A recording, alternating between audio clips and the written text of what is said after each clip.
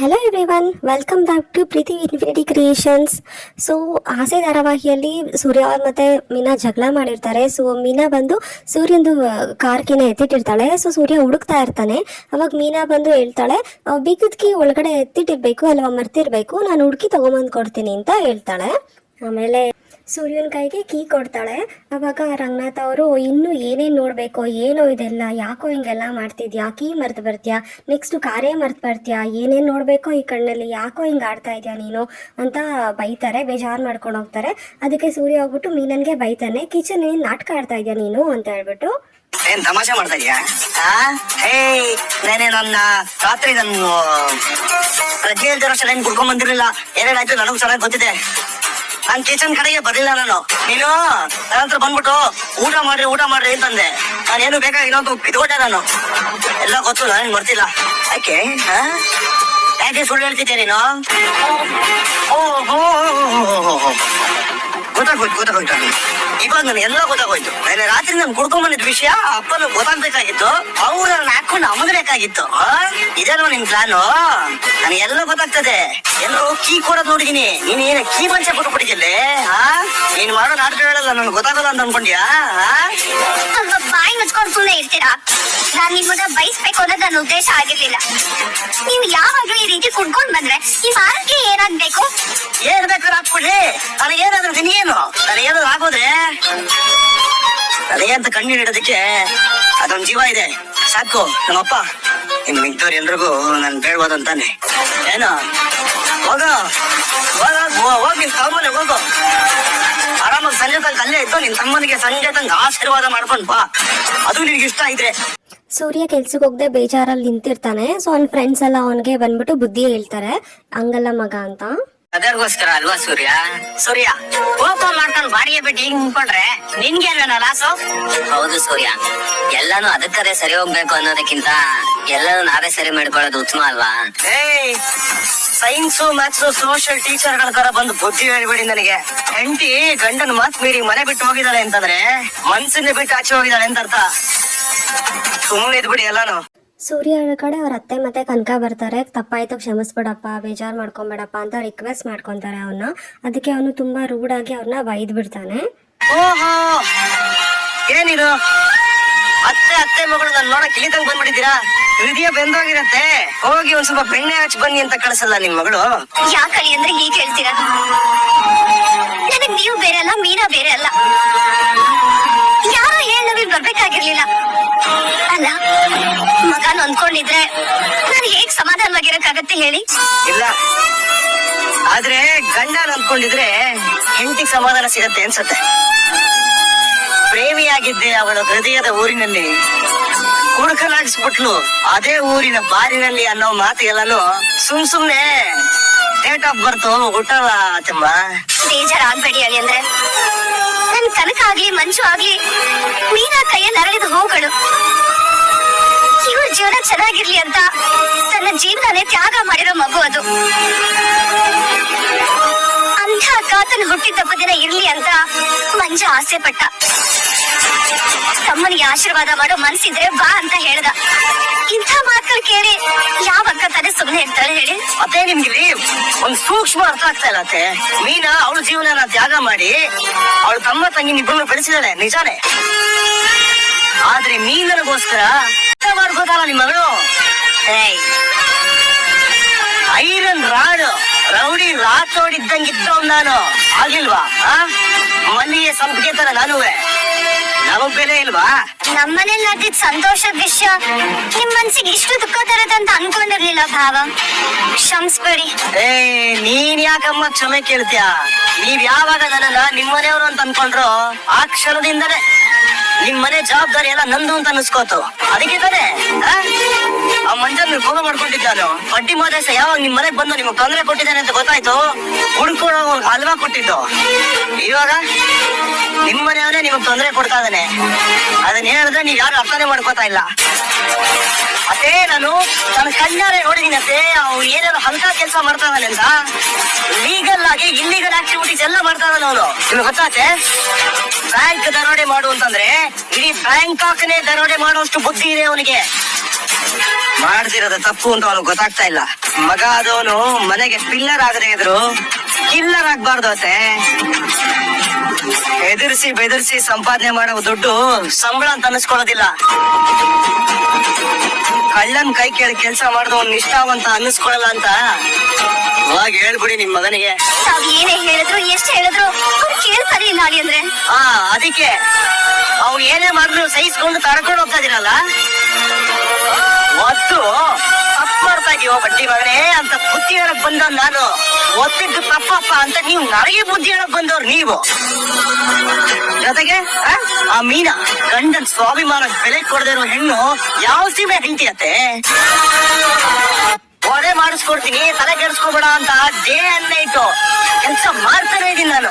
ನನಗಲ್ಲಿ ಮರ್ಯಾದೆ ಇಲ್ಲ ಕಡೆ ಹೋಗ್ಬೇಡ್ವೆ ಅಲ್ಲಿ ಮಗ ತೋರಿಸ್ಬರ್ವೆ ಅಂತ ಹೇಳಿದ್ರು ನನ್ನ ಮಗ ತಿರ್ಸ್ಕೊಂಡು ಹೋಗಿದಾರಲ್ಲ. ಅವಳು ಮನ್ಸಲ್ಲಿ ನಾನಿಲ್ಲ, ನನ್ನ ಮನ್ಸು ಏನು ಅಂತ ಅವಳಿಗೆ ಅರ್ಥ ಆಗಿಲ್ಲ. ಇಲ್ಲ ಅಳಿ ಅಂದ್ರೆ ಅದು ಹಾಗಲ್ಲ. ಸೂರ್ಯ ಅವ್ರ ಅತ್ತೆಗೆ ಏನೋ ತುಂಬ ಬೇಜಾರಾಗತ್ತಾರೆ ಅಂದ್ಬಿಟ್ಟು ಒಂದು ಪಾಡಕ್ಕೆ ಟ್ರಿಪ್ ಅಂತ ಅತ್ತೆ ಅಂತ ಹೊಟ್ಟೋಗ್ಬಿಡ್ತಾನೆ. ಕನಕ ಮತ್ತು ಅವರಮ್ಮ ಹೋಗ್ತಿರ್ತಾರೆ. ಅವ್ರ ಫ್ರೆಂಡ್ ಡ್ರಾಪ್ ಮಾಡ್ತೀನಮ್ಮ ಅಂತಾನೆ. ಅದಕ್ಕೆ ಬೇಡ ಬೇಡಪ್ಪ ನಾವು ಆಟೋದಲ್ಲಿ ಹೋಗ್ತೀವಿ ಅಂತ ಹೋಗ್ತಾರೆ. ರೋಹಿಣಿ ಶಾಪಲ್ಲಿ ಇರ್ತಾಳೆ. ಕಸ್ಟಮರ್ ಬರ್ತಾರೆ. ಕಸ್ಟಮರ್ಗೆ ಫ್ರಿಡ್ಜ್ ಬಗ್ಗೆ ಅದು ಇದು ಎಲ್ಲ ಎಕ್ಸ್ಪ್ಲೈನ್ ಮಾಡಿ ಪರ್ಚೇಸ್ ಮಾಡೋದಕ್ಕೆ ಮಾಡ್ತಿರ್ತಾಳೆ. ಇವಾಗ ಯಾರೋ ಸ್ಕೂಲಿಂದ ಬರ್ತಾರೆ. ನಾವು school teachers, school admission open ಆಗಿದೆ, ಇಂಡೋರ್ ಔಟ್ಡೋರ್ ಗೇಮ್ಸ್ ಎಲ್ಲ ಇದೆ, ಅಡ್ಮಿಷನ್ ಫೀ ಕಮ್ಮಿ ಇದೆ, ನಿಮ್ಮ ಮಗನ ಜಾಯಿನ್ ಮಾಡಿಸಿ ಮ್ಯಾಮ್, ಬನ್ನಿ ವಿಸಿಟ್ ಮಾಡಿ ಮಾತಾಡೋಣ ಅಂತ ಎಲ್ಲ ಹೇಳಿ ಒಂದು ಸ್ಕೂಲ್ ಬಗ್ಗೆ ಡೀಟೇಲ್ಸ್ನ ಕೊಟ್ಬಿಟ್ಟು ಹೋಗ್ತಾರೆ. ಅದಕ್ಕೆ ಒಂದು ಮನೋಜ್ ಹೇಳ್ತಾನೆ, ಏನು ರೋಹಿಣಿ ಕೂಸುಟ್ಟಕ್ಕೆ ಮುಂಚೆ ಗುಲಾಬಿ ಅನ್ನೋ ಥರ ಅಡ್ಮಿಷನ್ ಬಗ್ಗೆ ಮಾತಾಡ್ತಿದ್ಯಲ್ಲ ಅಂತ ಮಾತಾಡ್ತಾನೆ. ನನಗೆ ಗೊತ್ತಿರೋ ಒಬ್ರು ಜ್ಯೋತಿಷಿ ಇದಾರೆ, ಅಲ್ಲಿಗೆ ಹೋಗ್ ಬರೋಣ. ತುಂಬಾ ಪವರ್ಫುಲ್. ಏನಾದ್ರು ತೊಂದ್ರೆ ಇದ್ರೆ ಎಲ್ಲ ಸರಿ ಮಾಡ್ತಾರೆ. ಮನೋಜ್, ತೊಂದ್ರೆ ಇದ್ರೆ ಹೋಗ್ಬೇಕಾಗಿರೋದು ಹಾಸ್ಪಿಟಲ್ಗೆ, ಜ್ಯೋತಿಷಿ ಹತ್ರ ಅಲ್ಲ. ಏನೋ ಆಸ್ಪತ್ರೆಗೆ ಹೋಗ್ ಬರಕ್ ಮುಂಚೆ ಹೋಗ್ ಬರೋಣ. ಎಲ್ಲ ಗುಡ್ ಸೈನ್. ಆದಷ್ಟು ಬೇಗ mister and Mrs Manoj Kumar and Rohini mother and father ಆಗ್ತೀವಿ. ಸ್ವೀಟ್ ರಜನಿ ಅರ್ಥ ಆಗಲ್ಲಪ್ಪ. ಮೀನಾ ಬೇಜಾರಾಗಿ ಬಂದು ಹೂ ಕಟ್ಟೋ ಫ್ರೆಂಡ್ಸ್ ಹತ್ರ ಮಾತಾಡ್ತಿರ್ತಾಳೆ. ಮನೇಲಿ ನಡೆದಿದ್ನೆಲ್ಲ ಹೇಳ್ತಾಳೆ. ತುಂಬ ಬೇಜಾರಾಗಿ ನಿಂತಿರ್ತಾಳೆ. ಆವಾಗ ಹೂ ಕಟ್ಟೋ ಫ್ರೆಂಡ್ಸ್ ಎಲ್ಲ ಹೇಳ್ತಾರೆ, ಮೀನಾ ಮನೆ ಮೇಲೆ ಒಂದು ಮಾತು ಬರುತ್ತೆ ಹೋಗುತ್ತೆ, ಸೂರ್ಯನಿನ್ನ ತುಂಬ ಚೆನ್ನಾಗಿ ನೋಡ್ಕೊತಾನೆ, ಮನೆ ಬೇರೆ ಕಟ್ಟಿಸ್ತೀನಿ ಅಂತ ಹೇಳಿದಾನೆ. ಕೊಡ್ಸಿದಾನೆ, ತಾಳಿ ಬಟ್ ಕೊಡ್ಸಿದಾನೆ, ಮನೆ ಕಟ್ಟಿಸ್ತೀನಿ ಅಂತಾನು ಹೇಳಿದಾನೆ. ನೋಡು, ನಿನ್ ಗಂಡ ಹೇಳ್ದಾಗೆ ಕೇಳ್ತಿದ್ದಾನೆ. ಮನೆ ಅಂದ್ಮೇಲೆ ಅಕ್ಕೆ ನಾದಿ ಬಾವ ಬಾಮೈದ ಅವ್ರ ಮಾತೆಲ್ಲ ಇದ್ದಿದ್ದೇನೆ. ನೋಡು, ನೀನು ಅದಕ್ಕೆಲ್ಲ ತಲೆ ಕೆಡ್ಸ್ಕೋಬೇಡ. ತಲೆ ಕೆಡ್ಸ್ಕೊಂಡಿರೋದು ನಾನಲ್ಲ ಅಕ್ಕ, ನಮ್ ಮನೆಯವ್ರು. ಅವ್ರದ್ದು ಒಂಥರ ಕೋಪ ಅಕ್ಕ. ಆ ಕೋಪದಲ್ಲಿ ಇದ್ದಾಗ ನಾವ್ ಯಾರು ಏನೇ ಹೇಳಿದ್ರು ಕೇಳಲ್ಲ. ಅವ್ರದ್ ನಾನು ಹೇಗ್ ಅರ್ಥ ಮಾಡಿಸ್ಬೇಕನ್ನೋದೇ ಗೊತ್ತಾಗ್ತಿಲ್ಲ. ಅಮ್ಮ, ನಿಮ್ಮ ಅಳಿಯಂದ್ರು ಸರಿ ಹೋಗಿದ್ದಾರೆ. ನಿನ್ನೆ ರಾತ್ರಿಗೆ ಎಲ್ಲ ಸರಿ ಹೋಯ್ತು. ಅಮ್ಮ, ಈಗ ನಾನು ಅವ್ರು ಚೆನ್ನಾಗಿ ಇದ್ದೀವಿ. ನಮ್ ಬಗ್ಗೆ ನೀನೇನು ತಲೆ ಕೆಡಿಸ್ಕೋಬೇಡ. ಇನ್ನೊಂದ್ ವಿಷಯ ಗೊತ್ತಾ, ಬೆಳಗ್ಗೆ ಎದ್ದ ತಕ್ಷಣ ನನ್ ಎಲ್ಲೇ ಹೋದ್ರು ಮೀನಾ ಮೀನಾ ಅಂತ ನನ್ ಹಿಂದೆನೆ ಸುತ್ತಿದ್ರು. ಯಾಕೆ ಸುಳ್ಳು ಹೇಳ್ತೀಯ? ಸುಳ್ಳೆಲ್ಲ ಏನು ಇಲ್ಲ ಅಮ್ಮ. ನಾನು ಕನಕ ಬೆಳಗ್ಗೆ ಅಳಿಯಂದ್ರನ್ನ ನೋಡಿ ಮಾತಾಡ್ಸಿದ್ರಿ. ಅವ್ರ ಕೋಪ ಇನ್ನೂ ಕಡಿಮೆ ಆಗಿಲ್ಲ ಮೀನಾ. ಆದ್ರೆ ಆ ಕ್ಷಣಕ್ಕೋಸ್ಕರನೇ ನಾನು ಕಾಯ್ತಾ ಇದ್ದೀನಿ. ನೀನ್ ಧೈರ್ಯವಾಗಿರು. ಹ್ಞೂನಮ್ಮ, ಸರಿ, ನಾನ್ ಮತ್ತೆ ಫೋನ್ ಮಾಡ್ತೀನಿ. ಸರಿ. ಅಪ್ಪನೇ ಆಗಿರ್ಲಿ, ಅದನ್ನ ನಾವೇ ಕೂತು ಮಾತಾಡಿ ಸರಿ ಮಾಡ್ಕೋಬೇಕು. ಅಯ್ಯೋ ಅಕ್ಕ, ಸಿಡುಕ್ ಹೋಗಿ ಸಿದ್ದಪ್ಪ, ಅದು ಏನ್ ಮಾಡೋದು ಅಂತಾನೆ ಗೊತ್ತಾಗ್ತಿಲ್ಲ. ಅಯ್ಯೋ ದಡ್ಡಿ, ಹೆಂಡತಿಯಾಗಿ ಗೊತ್ತಿಲ್ವೇನೆ? ಹೆಣ್ಣು ಮುನಿಸ್ಕೊಂಡ್ರೆ ಮಲ್ಗೆ ಹೂವು ಮೈಸೂರು ಪಾಕು ಕೊಡೋನು ಗಂಡ. ಅದೇ ಗಂಡ ಮುನಿಸ್ಕೊಂಡ್ರೆ ಅವನಿಗಿಷ್ಟವಾಗಿರೋ ಅಡ್ಗೆ ಮಾಡಿ ಕೋಪ ಕಡಿಮೆ ಮಾಡೋಳು ಹೆಂಡತಿ. ನೋಡು, ಮನೆಗ್ ಹೋಗಿ ಅವನಿಗಿಷ್ಟವಾಗಿರೋ ಅಡ್ಗೆ ಮಾಡು. ಅದು ತರಾವರಿ ಅಡ್ಗೆ ಇರ್ಲಿ. ಬಿಸಿಯಾಗಿರೋ ಮನ್ಸು ತಣ್ಣಗಾಗ್ಬೇಕು ಅಂದ್ರೆ ತಣ್ಣಗಿರೋ ಹೊಟ್ಟೆಗೆ ಬಿಸಿ ಬಿಸಿ ಆಹಾರ ಬೀಳ್ಬೇಕು. ಆಗ ಅವರೇ ನಿನ್ ಬಗ್ಗೆ ಯೋಚನೆ ಮಾಡ್ತಾರೆ. ಮೀನನ್ಗೆ ಬುದ್ಧಿ ಹೇಳಿ ಅಡುಗೆ ಮಾಡಿ ಅಂತ ಎಲ್ಲ ಹೇಳಿ ಕಳಿಸ್ತಾರೆ. ಸೊ ಸೂರ್ಯನ್ಗೆ ಒಂದು ಆರ್ಡ್ರ್ ಬರುತ್ತೆ. ಸೊ ಕಸ್ಟಮರ್ ಅಲ್ಲಿಂದ ಹುಡುಕ್ತಿರ್ತಾನೆ. ಅವರು ನಾನೇ ಅಪ್ಪ ಅಂತ ಹೇಳ್ತಾರೆ. ಅಕ್ಕ ನೀವೇನಾ, ಏನಕ್ಕ ಎಲ್ಲಿ ಹೋಗ್ಬೇಕು ಅಂತ ಕೇಳ್ತಾನೆ. KC ಜನರಲ್ ಹಾಸ್ಪಿಟಲ್ ಅಂತ ಹೇಳ್ತಾರೆ ಅವರು. ಅದಕ್ಕೆ ಯಾಕಕ್ಕ, ಆಯ್ತು ಬನ್ನಿ ಬನ್ನಿ ಕೂತ್ಕೊಳ್ಳಿ ಅಂತ ಕಾರಲ್ಲಿ ಕೂರಿಸ್ಬಿಟ್ಟು ಕೇಳ್ತಾನೆ. ಯಾಕೆ ತುಂಬ ಟೆನ್ಷನ್ಲಿದ್ದೀರಾ ಅನ್ಸುತ್ತೆ ಅಕ್ಕ, ಏನಾಯ್ತಕ್ಕ ಅಂತ ಕೇಳ್ತಾನೆ. ಅಯ್ಯೋ ಬಿಡಪ್ಪ ಅದೆಲ್ಲ ಯಾಕೆಕ್ಕ, ನನ್ನ ಕಷ್ಟ ನನಗೆ ಅಂತ ಹೇಳಿದ್ರು. ಏನಕ್ಕ ಹೇಳಿ ಪರವಾಗಿಲ್ಲ ಅನ್ನೋದಕ್ಕೆ, ಅಯ್ಯೋ ನನ್ನ ಗಂಡನು ನನ್ನ ತಮ್ಮನು ಅಣ್ಣ ತಮ್ಮಂದಿರು ಯಾರು ಇರಬಾರ್ದಪ್ಪ, ಜಗಳ ಮಾಡ್ಕೊಂಡಿದ್ದಾರೆ. ಸೊ ನಾನು ನನ್ನ ಗಂಡಂಗೆ ಹೇಳ್ದೆ ಅನ್ನ ನೋಡೋಕೆ ಹೋಗ್ತಾ ಇದ್ದೀನಿ ಅಂತ ಎಲ್ಲ ಹೇಳಿ ಮಾತಾಡ್ತಾರೆ. ಆದ್ರೆ ಗಂಡನ್ನು ದೂರ ಮಾಡ್ಕೊಳಕ್ಕಾಗ್ದೆ ಗೋಳಾಡೋ ಪರಿಸ್ಥಿತಿ ಬಂದ್ಬಿಟ್ಟಿದೆ ನನ್ಗೆ. ಅಲ್ಲಕ್ಕ, ಈಗ ನೀವೇ ಹೋಗ್ತಾ ಇದೀರಲ್ಲ, ಈಗ ನಿಮ್ ಗಂಡನ ಒಪ್ಪಿಗೆ ಇಲ್ವಾ? ಇಲ್ಲಪ್ಪ, ಯಾವುದೇ ಕಾರಣಕ್ಕೂ ಹೆಜ್ಜೆ ಹೊರಗಡೆ ಇಡ್ಬಾರ್ದು ಅಂತ ಹೇಳ್ಬಿಟ್ಟಿದ್ದಾರೆ. ಆದ್ರೆ ತಮ್ಮನ್ ನೋಡ್ದೆ ನನ್ನಿಂದ ಇರಕ್ಕಾಗಲ್ಲ ಕಣಪ್ಪ. ಬೇಡಪ್ಪ ಬೇಡ, ಈ ಹೆಣ್ಣು ಜನ್ಮ ಬೈತಾರೆ. ಆದ್ರೆ ಅವ್ರ ಮಾತ್ರ ನನ್ನ ತವ್ರನ್ನೇ ದೂರ ಮಾಡಿ ಏನೂ ಆಗಿಲ್ಲ ಅನ್ನೋ ತರ ಇರ್ತಾರೆ. ನನ್ ಮನ್ಸಲ್ ಬೆಂಕಿ ಉರಿತಿದ್ರು ಒಲೆ ಮುಂದೆ ನಿಂತು ಇವ್ರಿಗೆಲ್ಲ ಬೇಯಿಸಿ ಹಾಕ್ಬೇಕು. ಕಣ್ ತುಂಬ ನೀರ್ ತುಂಬಿದ್ರು ತುಟಿ ಮೇಲೆ ನಗು ಇಟ್ಕೊಂಡು ಅವ್ರ ಮುಂದೆ ನಾಟಕ ಮಾಡ್ಬೇಕು. ಕತ್ರಿ ಮಧ್ಯೆ ಸಿಕ್ಕಾಕೊಂಡಿರೋ ಅಡಿಕೆ ಆಗ್ಬಿಟ್ಟಿದ್ದೀನಪ್ಪ ನಾನು. ಪಾಪ ಅವರು ಅವ್ರ ಕಷ್ಟ ಎಲ್ಲ ಹೇಳ್ಕೊಂಡು ಅಳ್ತಿರ್ತಾರೆ. ಅಂದರೆ ನನ್ನ ಗಂಡ ಮತ್ತು ನನ್ನ ತಮ್ಮ ಮಾತಾಡಲ್ಲ, ನನ್ನ ತಮ್ಮನ ಕಷ್ಟದಲ್ಲಿ ಇದಕ್ಕೆ ಹೋಗಂಗಿಲ್ಲ ನಾನು. ಸೊ ನನಗೆ ಈ ಥರ ತುಂಬ ನೋವಾಗ್ತಿದೆ ಅಪ್ಪ, ನಾನು ಏನು ಮಾಡಲಿ, ಹೆಣ್ಮಕ್ಳು ಬಾಳು ಅಂತ ಅಳ್ತಿರ್ಬೇಕಾದ್ರೆ ಅವನು ಹಳೆದನ್ನೆಲ್ಲ ನೆನೆಸ್ಕೊತಾನೆ. ನನಗೆ ಏನೇನೆಲ್ಲ ಬೈದೆ, ಏನೇನೆಲ್ಲ ಅಂದೆ ಅದನ್ನೆಲ್ಲ ನೆನೆಸ್ಕೊಂಡು ಬೇಜಾರು ಮಾಡ್ಕೊತಾನೆ. ಅವ್ರನ್ನ KC ಜನರಲ್ ಹಾಸ್ಪಿಟ್ಲ್ ಹತ್ರ ಡ್ರಾಪ್ ಮಾಡಿಬಿಟ್ಟು ಅವನು ಒಂದು ಫ್ರೆಂಡ್ನ ಮೀಟ್ ಮಾಡೋದಕ್ಕೆ ಬರ್ತಾನೆ. ಮೀಟ್ ಮಾಡಿ ಹೇಳ್ಕೊತಾನೆ, ಈ ಥರ ಎಲ್ಲ ಕಷ್ಟ ಎಲ್ಲ ಬೇಜಾರೆಲ್ಲ ಹೇಳ್ಕೊತಿರ್ತಾನೆ. ಆಗ ಒಂದು ಫ್ರೆಂಡ್ ಹೇಳ್ತಾನೆ, ಮಗನ್ ಒಂದ್ ಮಾತು ಹೇಳ್ತೀನಿ ಕೇಳಿಸ್ಕೊಂತೀಯಾ? ಮದ್ವೆ ಮನೇಲಿ 100 ಜನ ಇದ್ರು ಸಿಸ್ಟರ್ಗೆ ಮೋಸ ಮಾಡೋದ್ನಲ್ಲ ನಿಮ್ಮ ಅಣ್ಣ ಮನೋಜ, ಅವನ್ ಮುಖ ನೋಡ್ಬಾರ್ದು ಅಂತ ಸಿಸ್ಟರ್ ನಿಮ್ಗೆ ಯಾವತ್ತಾರ ಹೇಳಿದಾರ? ಹೋಗ್ಲಿ, ಸಿಸ್ಟರ್ ಮನೆಯವರು ನಿಮ್ ಮನೆಗ್ ಬಂದಾಗ ಆ ಮನೆ ಆಳದ ಮಕ್ಕ ನೋಡಕ್ ಆಗಲ್ಲ, ಹಳಿ ಅಂದ್ರೆ ಬೇರೆ ಮನೆ ಮಾಡಿ ಅಂತ ನಿನ್ಗೇನಾರು ಹೇಳಿದಾರ? ಮನ್ಸಲ್ಲಿ ಎಷ್ಟೇ ಕೋಪ ಇದ್ರು ನಮ್ಮಿಂದ ಸಂಸಾರ ಹೊಡಿಬಾರ್ದು, ಅಣ್ಣ ತಮ್ಮರು ದೂರ ಆಗ್ಬಾರ್ದು ಅಂತ ಯೋಚನೆ ಮಾಡ್ದವ್ರು ಕಣೋ ನನ್ ತಂಗಿ ಮೀನಾ.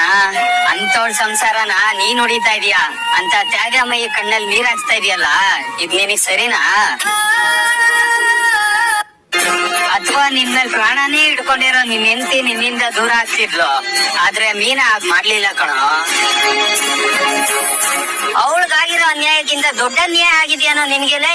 ಚಪ್ಪಿನ ಬಟ್ಟೆ ಸುತ್ಕೊಂಡು ಹೊಡಿಯೋದ್ ಕೇಳಿದ್ದೆ, ಮಗಂದು ಎಕಡನೆ ಡೈರೆಕ್ಟ್ ಆಗಿ ತಗೊಂಡ್ ಹೊಡಿತಾ ಇದೆಯಲ್ಲ.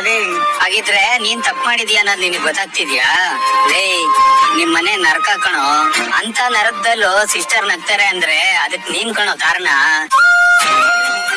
ಅಂತದ್ರಲ್ಲಿ ನೀನೇ ಅವಳ ಕಣ್ಣಲ್ಲಿ ನೀರ್ ಹಾಕ್ಸಿದ್ರೆ ಅವ್ರ ಪರಿಸ್ಥಿತಿ ಏನಾಗುತ್ತೆ ಹೇಳು?